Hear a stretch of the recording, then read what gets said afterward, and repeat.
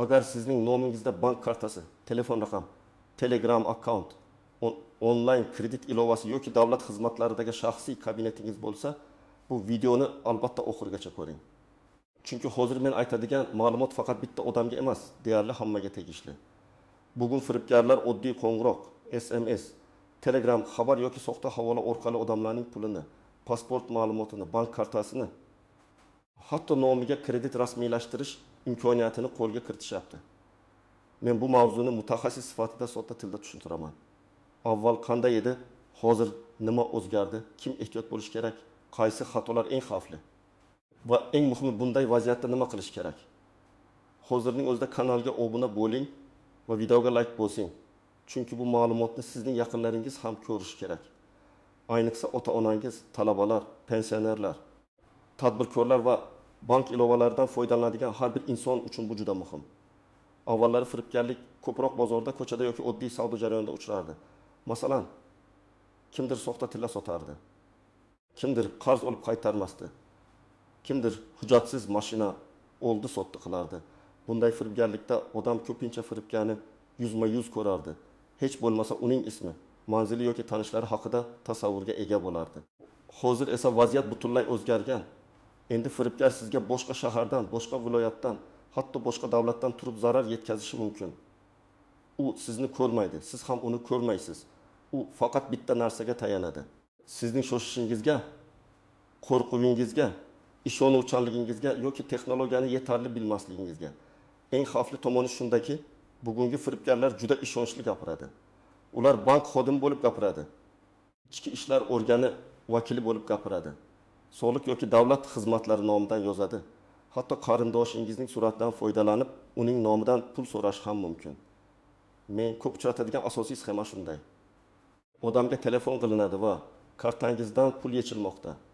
Nomingizga kredit olinmoqda.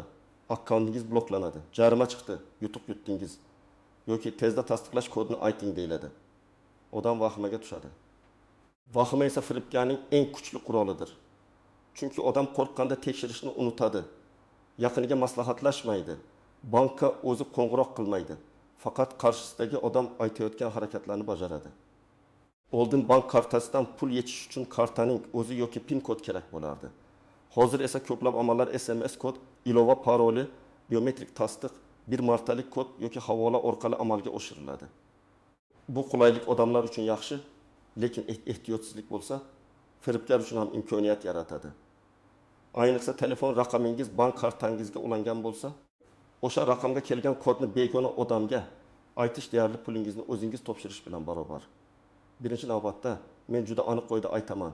Bank xodimi hech qachon sizdan SMS kod, karta paroli, ilova paroli, CVV kod yoki Telegram orqali kelgan tasdiqlash kodini so'ramaydi. Agar kimdir o'zini bank, davlat idorasi, operator yoki xavfsizlik xizmati deb tanishtirib, sizdan kod so'rasa, bilingki bu juda katta xavf belgisi.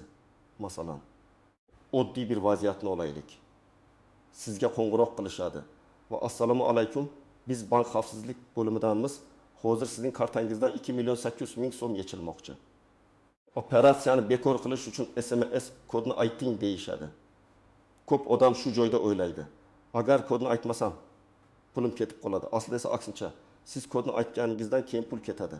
Chunki o'sha kod pulni yechish, ilovaga kirish yoki yangi qurilmadan tasdiqlash uchun kerak bo'lishi mumkin. Ikkinchi muhim narsa, hech qachon havolga shoshilib kirmang. Bugun soxta saytlar juda ko'paygan. Masalan, sizga kompensatsiya oling. Davlatdan yordam puli, arzon kredit, kommunal to'lovdan chegirma aksiya, yutuq degan xabar keladi. Havola ko'rinishidan rasmiyga o'xshaydi. Ichiga kirsangiz, pasport seriya raqamingiz, shahar telefon raqamingiz, karta raqamingiz yoki bank ilovasiga kirish ma'lumotlaringiz so'raladi. Odam bu davlat xizmati bo'lsa kerak deb to'ldiradi. Natijada ma'lumotlar begona qo'lga o'tadi. Uchinchi muhim narsa Telegram, Instagram, Facebook va boshqa ijtimoiy tarmoqlarda qarindosh yoki tanish nomdan kelgan xabarga darhol ishonmang. Masalan, sizga opangizning akkauntidan zudlik bilan 1 million so'm kerak, keyin qaytarman degan xabar keladi. Surat ham opangizniki, ism ham opangizniki. Lekin akkaunt buzilgan bo'lishi mumkin. Bunday paytda men doim tavsiya qilaman. Pul yuborishdan oldin o'sha odamga oddiy telefon qo'ng'irog'i qiling, agar javob bermasa. boshqa yaqinidan so'rang. Faqat yozishma asosida pul o'tkazmang. Eng ko'p xavf ostida bo'lgan birinchi guruh bu yoshi katta insonlar. Chunki ular ko'pincha bank ilovalaridagi texnik so'zlarni tushunmasligi mumkin. Firibgarlar esa aynan shundan foydalanadi. Masalan, pensioner onaxonga qo'ng'iroq qilib, pensiya kartangiz blok bo'lib qoladi. Hozir kodni aytsangiz ochib beramiz deyshadi. Onaxon pensiyasi to'xtab qolishidan qo'rqib kodni aytadi. 5 daqiqa ichida kartadagi pul yechiladi. Ikkinchi guruh bu talabalar va yoshlar. Ular internetda faol bo'ladi, ko'p havolalarga kiradi, aksiyalarga ishonadi, onlayn ish yoki tez pul topish takliflariga qiziqadi. Masalan, talaba kuniga 300 ming so'm daromad, faqat kartangizni ijaraga bering degan e'longa uchishi mumkin. Bu juda xavfli, chunki kartangiz orqali firibgarlik pullari o'tkazilsa, keyin huquq tartibot organlari birinchi navbatda karta egasini chaqiradi. Men bilmagandim degan gap har doim ham javobgarlikdan qutqarmaydi. Uchinchi guruh bu tadbirkorlar. Ularning hisobida ko'proq pul bo'lishi mumkin. Ular ko'p to'lov qiladi, ko'p xabar oladi. Firibgarlar soliq qarzingiz bor, hisobingiz muzlatiladi, tender hujjati, elektron shartnoma deb fayl yuborishi mumkin. Ba'zan fayl ichida zararli dastur bo'ladi. Kompyuterga o'rnatilgandan keyin parollar, brauzer ma'lumotlari yoki bank kabinetiga kirish yo'llari o'g'irlanishi mumkin. 4-guruh bu onlayn savdo qiladiganlar. Masalan, siz telefon sotyapsiz. Xaridor, men pulni yetkazib berish xizmati orqali yubordim. Mana havolaga kiring va kartangizni kiriting deydi. Aslida yetkazib berish xizmati pul olish uchun kartaning maxfiy kodlarini so'ramaydi. Siz havolaga kirib ma'lumot kiritsangiz, xaridor emas, firibgar sizdan pul oladi. Agar siz hech kimga SMS kod bermasangiz, noma'lum havolalarga kirmasangiz, bank ilovangizga kuchli parol qo'ysangiz, 2 bosqichli himoyani yo'qsangiz, karta limitlarini nazorat qilsangiz va shubhali vaziyatda bankning rasmiy raqamiga o'zingiz qo'ng'iroq qilsangiz, xavf ancha kamayadi. Lekin men umuman xavotir olmang demayman. Chunki firibgarlar har kuni yangi usul o'ylab topyapti. Xavfsizlik bu bir marta bajariladigan ish emas, doimiy odat. Masalan, bir odam har doim kartasida katta pul saqlamaydi. Asosiy pulini alohida hisobda ushlaydi. Kundalik xarajat uchun alohida karta ishlatadi. Bu juda to'g'ri yondashuv. Agar kundalik kartaning ma'lumotlari tarqalib ketsa ham, unda 1,5 yoki 200 ming so'm bo'lishi mumkin. Butun jamg'arma emas. Yana bir odam har oy bank ilovasidagi qurilmalar ro'yxatini tekshiradi.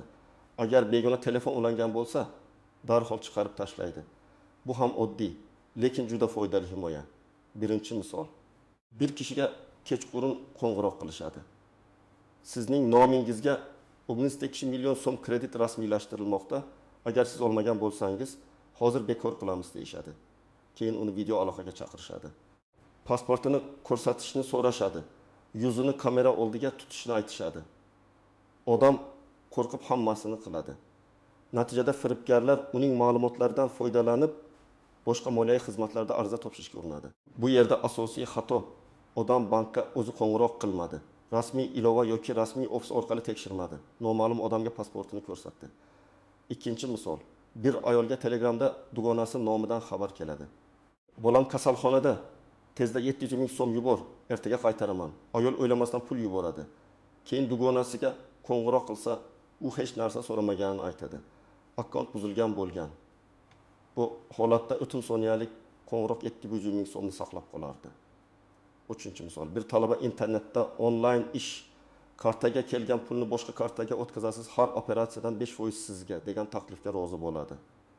Bir kunda uning kartasidan 22 million so'm aylanadi. U 600 ming so'm foyda oladi deb o'ylaydi. Bir necha kundan keyin esa uni chaqirishadi. Chunki o'sha 22 million so'm boshqa jabrlanuvchilardan o'g'irlangan pul bo'lishi mumkin.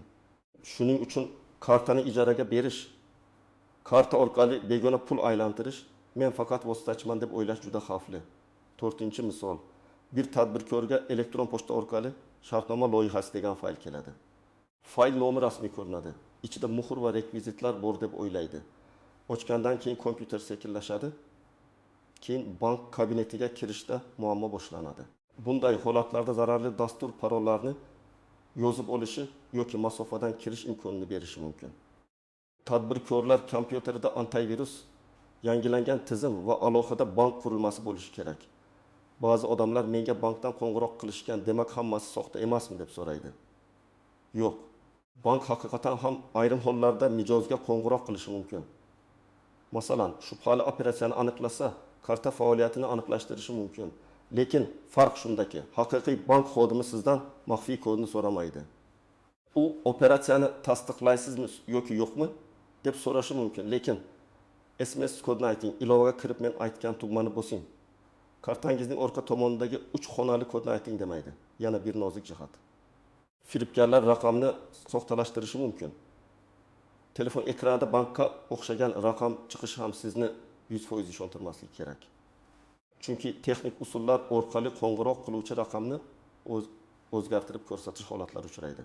Shuning uchun eng to'g'ri yo'l suhbatni tugating. Bank kartangiz orqasidagi yoki bankning rasmiy saytida ko'rsatilgan raqamga o'zingiz qo'ng'iroq qiling. Yana bir xato, odamlar mening kartamda pul yo'q, mendan nima olishadi deb o'ylaydi. Bu ham noto'g'ri. Kartangizda pul bo'lmasa ham firibgarlar sizning nomingizdagi ma'lumotlardan boshqa maqsadda foydalanishi mumkin. Masalan, kartangiz orqali boshqa odamdan o'g'irlangan pulni o'tkazishlari, sizning raqamingizni akkaunt ochishda ishlatishlari yoki sizni moliyaviy zanjirga qo'shishlari mumkin. Shaxsiy ma'lumot faqat pul borligi uchun emas, insonning nomi, huquqiy javobgarligi va obro'si uchun ham qimmat. Yana bir nozik vaziyat. Kimdir sizga men pul o'tkazdim, lekin tasdiqlash uchun kod ayting desa, bu ham xavfli. Pul olish uchun sizdan SMS kod talab qilinmaydi. Odatda pul yuboruvchi o'z bankida operatsiyani bajaradi. Qabul qiluvchi esa hech qanday maxfiy kod aytmaydi. Agar kod so'ralsa, demak boshqa amal bajarilayotgan bo'lishi mumkin. Endi eng muhim qismiga o'taman. Agar siz o'zingizni himoya qilmoqchi bo'lsangiz, aniq nima qilishingiz kerak? Birinchi qadam, bank ilovalaringizni tekshiring. Har bir bank ilovasiga kirib, ulangan qurilmalar, faol sessiyalar, karta limitlari va xavfsizlik sozlamalarini ko'ring. Agar begona qurilma ko'rsangiz, darhol chiqarib tashlang. Ilova parolini oddiy 11111234 tug'ilgan yil yoki telefon raqamining oxirgi raqamlari qilib qo'ymang. Bunday parollarni taxmin qilish oson. Ikkinchi qadam, SMS kod, push tasdiq, CV kod va pasport ma'lumotlarini himoya qiling. Hech kimga telefon orqali aytmang. Agar kimdir sizni shoshiltirsa, bu alohida xavf belgisi. Firibgar doim vaqt bermaydi. U hozir aytmasangiz kech bo'ladi. Bir daqiqa ichida hisob bloklanadi. Tez qaror qiling deydi. Haqiqiy tashkilot esa sizga rasmiy yo'l bilan tekshirish imkoni beradi. Uchinchi qadam, telefon raqamingizni himoya qiling. Chunki ko'p akkauntlar aynan telefon raqamiga bog'langan. Mobil operatoringizga murojaat qilib, SIM kartani qayta chiqarish bo'yicha xavfsizlik sozlamalarini so'rang. Agar raqamingiz ishlamay qolsa, tarmoq yo'qolsa yoki kutilmaganda SIM faoliyati to'xtasa, buni oddiy texnik muammo deb qoldirmang. Darhol operatorga murojaat qiling. Chunki ayrim hollarda firibgarlar raqamni qayta tiklashga urinishi mumkin. 4-qadam, Telegram va ijtimoiy tarmoqlarda 2 bosqichli parolni yo'qing. Telegramda faqat SMS kod bilan kirish yetarli emas. Qo'shimcha parol qo'ying. Elektron pochtangizga ham kuchli parol va qo'shimcha himoya o'rnating. Chunki ko'p akkauntlarni tiklash elektron pochta orqali amalga oshadi. Agar pochtangiz buzilsa, boshqa akkauntlar ham xavf ostida qoladi. 5-qadam, moliyaviy gigiyena yarating. Asosiy pulingizni bitta kartada saqlamang. Kundalik xarajat kartasi alohida bo'lsin. Internet xaridlar uchun yana alohida karta ishlatish mumkin. Karta limitlarini pastroq qiling. Masalan, bir kunda 2 million so'm kerak bo'lmasa, nima uchun kunlik limit 2 million bo'lishi kerak? Limit past bo'lsa, zarar ham cheklanadi. 6-qadam, shubhali vaziyatda to'g'ri harakat qiling. Agar sizga qo'ng'iroq qilib, bank nomidan gapirishsa, suhbatni tugating. Bankning rasmiy raqamiga o'zingiz qo'ng'iroq qiling. Agar kartadan pul yechilgan bo'lsa, darhol bankka murojaat qilib, kartani bloklang, operatsiya bo'yicha ariza qoldiring. Keyin ichki ishlar organlariga yoki kiberjinoyatlarga qarshi kurashish bo'limiga murojaat qiling. Ariza berganda barcha dalillarni saqlang. Telefon raqamlar, SMS xabarlar, Telegram yozishmalari, chek karta raqami, vaqt, summa, havola, skrinshotlar. 7-qadam, hujjatlaringizni nazorat qiling. Pasport yoki ID karta nusxasini har kimga yubormang. Agar ish, ijara, xizmat yoki shartnoma uchun yuborish kerak bo'lsa, qaysi tashkilotga, nima maqsadda, qaysi rasmiy kanal orqali yuborayotganingizni tekshiring. hujjat nusxasiga imkon bo'lsa, faqat falon tashkilot uchun degan belgi qo'yish foydali bo'lishi mumkin. Bu barcha holatda himoya bermasa ham hujjatning boshqa joyda ishlatilishini qiyinlashtiradi. 8-qadam. Oilangiz bilan kelishilgan xavfsizlik qoidasi yarating. Masalan, oilada shunday qoida bo'lsin. Kimdir pul so'rasa, albatta ovozli qo'ng'iroq qilinadi. Agar gaplasha olmayman, faqat yoz desa, bu shubhali hisoblanadi. Yana maxsus savol-javob belgilab qo'yish mumkin. Masalan, faqat oilangiz biladigan oddiy savol. Bu sun'iy intellekt soxta akkaunt yoki begona odamdan himoyalanishda yordam beradi. Agar siz kodni aytib qo'ygan bo'lsangiz yoki pul o'tkazib yuborgan bo'lsangiz, o'zingizni ayblab vaqt yo'qotmang. Eng katta xato bu uyalib jim yurish. Har bir daqiqa muhim. Birinchi navbatda bankka qo'ng'iroq qiling va kartani bloklang. Agar ilovaga begona qurilma ulangan bo'lishi mumkin deb o'ylasangiz, parolni almashtiring, barcha sessiyalarni yoping. Telefon raqamingizga bog'langan akkauntlarni tekshiring. Telegram, pochta, bank ilovalari va davlat xizmatlari kabinetiga kirib, xavfsizlikni tiklang. Keyin ariza yozing. Arizada bo'lgan qachon bo'lganini, kim qo'ng'iroq qilganini, qanday raqamdan yozganini, qaysi summada pul ketganini, qaysi karta yoki hisobga o'tganini aniq ko'rsating. Agar chek bo'lsa, ilova qiling. Agar Telegram yozishmasi bo'lsa, screenshot qiling, lekin yozishmani o'chirmang. Agar havola bo'lsa, uni ham saqlang. Qancha ko'p dalil bo'lsa, tekshiruv shuncha aniq bo'ladi. Men yana bir narsani alohida aytaman. Firibgarlar ba'zan ikkinchi marta ham aldashga urinadi. Masalan, biz pulingizni qaytarib beramiz. Faqat xizmat haqi to'lang yoki advokatimiz ishingizni hal qilamiz deyshadi. Bu ham yangi tuzoq bo'lishi mumkin. Pulni qaytarish masalasida faqat bank, rasmiy organlar va qonuniy tartib bilan ishlang. Noma'lum odamlarga yana pul yubormang. Bugungi asosiy fikr juda oddiy. Zamonaviy firibgarlik kuch bilan emas, sizning ishonchingiz, qo'rquvingiz va shoshqaloqligingiz orqali ishlaydi. Hech kimga SMS kod bermang. Noma'lum havolalarga kirmang. Pul yuborishdan oldin qo'ng'iroq qilib tasdiqlang. Bank va akkauntlaringiz xavfsizligini muntazam tekshiring. Agar shubha tug'ilsa, suhbatni to'xtating va rasmiy manbaga o'zingiz murojaat qiling. Men bu videoda masalani imkon qadar aniq va amaliy tushuntirdim. Chunki bitta to'g'ri qaror sizni millionlab so'm zarar, kredit muammosi yoki uzoq davom etadigan asabiy jarayondan saqlab qolishi mumkin. Endi sizdan iltimos. Izohlarda yozing. Siz yoki tanishlaringiz shunday holatga duch kelganmi? Qanday usul bilan aldashga urinishgan? Tajribangiz boshqalarga ogohlantirish bo'lishi mumkin. Videoga like bosing, kanalga obuna bo'ling va bu videoni albatta yaqinlaringizga yuboring. Bugun ogohlantirish ertaga kimningdir pulini, hujjatini va tinchligini saqlab qolishi mumkin.